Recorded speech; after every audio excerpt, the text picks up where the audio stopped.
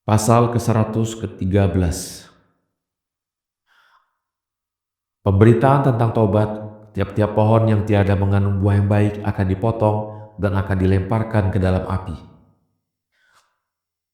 Ketika para murid kembali dengan membawa bakul dari pokok cemara dan mereka telah mendapatkan dengan takdir Allah kadar yang tidak sedikit dari buah kurma yang baru masak.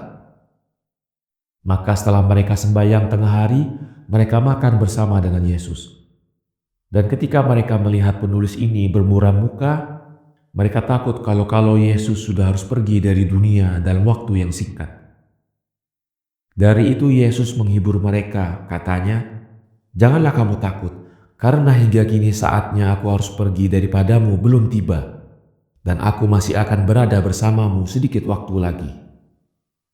Dari itu harus kuajarkan kepadamu sekarang, sebagai yang telah kukatakan di tengah-tengah seluruh Israel, agar kamu memberitakan tentang tobat, supaya Allah merahmati dan mengampuni dosa Israel.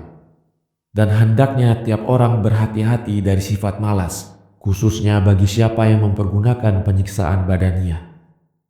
Karena tiap pohon yang tiada membuahkan yang baik akan dipotong dan akan dilemparkan ke dalam api. Ada orang pribumi memiliki tanaman-tanaman anggur, di tengah-tengahnya ada kebun yang di dalamnya ada sebuah pokok tin. Maka ketika pemilik kebun itu tidak melihat padanya buah di waktu ia datang selama 3 tahun, sedang ia melihat tiap tanaman yang lain berbuah, berkatalah ia kepada tukang kebunnya, "Tebanglah pokok yang busuk ini, karena ia memberatkan kepada tanah." Lalu tukang kebun itu menjawab, "Janganlah begitu ya tuanku, karena pokok ini adalah indah." Maka dijawablah oleh pemilik tanah itu, "Diamlah, bagiku tidak ada perlunya keindahan tanpa faidah. Dan engkau harus mengetahui bahwa pokok kurma dan balsam itu lebih indah dari tin. Tetapi aku pernah dahulu menanam di tengah-tengah halaman rumahku cangkokan dari pokok kurma dan balsam. Kemudian kukitarinya dengan pagar yang mahal. Akan tetapi ketika kedua pokok tadi tiada mengandung buah dan hanya tumpukan daun-daun saja yang merusak tanah di depan rumah, kau perintahkan untuk dipindahkan kedua pohon itu.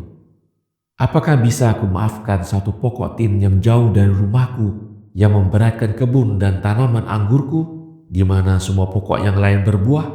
Sungguh, aku tidak dapat membiarkan pokok ini lagi." Lalu tukang kebun itu menjawab, "Ya Tuan, sebenarnya tanah ini subur sekali, maka oleh karena itu tunggulah setahun lagi. Aku akan pangkasi dahan-dahan pokok ini, dan aku akan hilangkan daripadanya tanah yang terabuk, dan akan kuberi tanah yang kering dan batu-batu supaya dia berbuah." Pemilik tanah itu menjawab, "Cobalah pergi untuk mengerjakan itu. Aku akan menunggu pokok tahun ini akan berbuah." "Pahamkah kamu perumpamaan ini?" Para murid menjawab, "Tidak ya Tuan, cobalah tafsirkan untuk kami." Pasal ke-114. Ada pada Allah di surga pokok kurma dan balsam. Pokok kurma itu adalah setan, sedang manusia adalah pokok balsam. Yesus menjawab, "Sebenarnya kukatakan kepadamu bahwa pemilik itu adalah Allah, sedang tukang kebun itu adalah syariatnya. Maka pada Allah di surga ada pokok kurma dan balsam. Pokok kurma itu adalah setan, sedang manusia pertama adalah pokok balsam. Kemudian diusirlah kedua-duanya, karena kedua-duanya tidak mengandung buah berupa amal-amal soleh, bahkan keduanya mengucapkan kata-kata yang tidak baik, di mana menjadi hukuman atas malaikat dan banyak manusia. Dan oleh karena Allah telah menempatkan manusia ini di tengah-tengah para makhluknya, yang seluruhnya menyembah dia menurut titahnya, maka jika ia sebagai yang kukatakan tidak membuahkan sesuatu, maka Allah akan memotongnya dan melemparkannya ke neraka. Karena dia tidak memaafkan kepada malaikat dan manusia pertama itu, ia mengutuk si malaikat untuk selama-lamanya, tetapi kepada si manusia hanya untuk sementara. Maka berkatalah syariat Allah, bahwa bagi si manusia ini tersedia bermacam-macam rezeki lebih dari semestinya di alam kehidupan ini.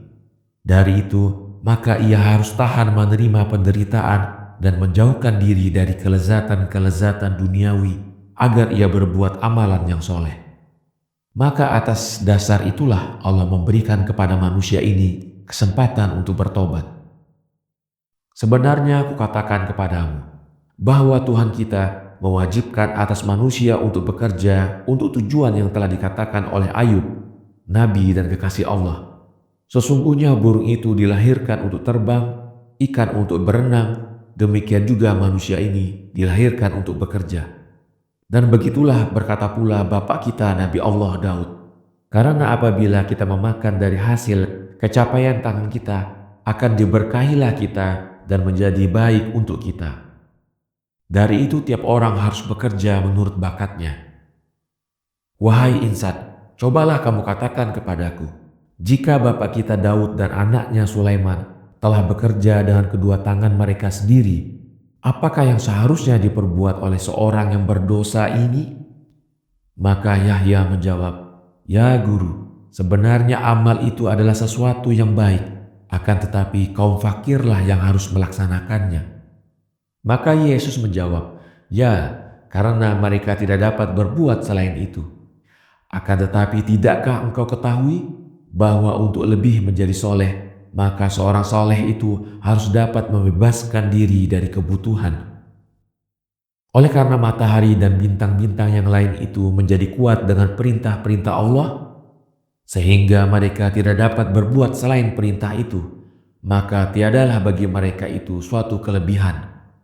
Katakanlah kepadaku, adakah Allah tatkala memerintahkan untuk bekerja telah berfirman, seorang fakir itu harus makan dari keringat dahinya? Ataukah Ayub mengatakan, sebagaimana burung itu dilahirkan untuk terbang, maka bagiku pula si fakir itu dilahirkan untuk beramal? Tidak, tetapi Allah memfirmankan kepada manusia, dengan keringat mukamu engkau akan makan rotimu. Dan Ayub berkata, bahwa manusia itu dilahirkan untuk bekerja. Dan atas dasar itu, maka yang bukan tergolong dari jenis manusialah yang bebas dari seruan itu. Sebenarnya, tiada sebab bagi meningkatnya harga barang-barang itu, kecuali karena adanya segolongan besar kaum pemalas. Maka andai kata mereka itu mau bekerja, sebagian bertani, sebagian memancing ikan di air, niscaya dunia itu berada dalam kelebihan yang besar.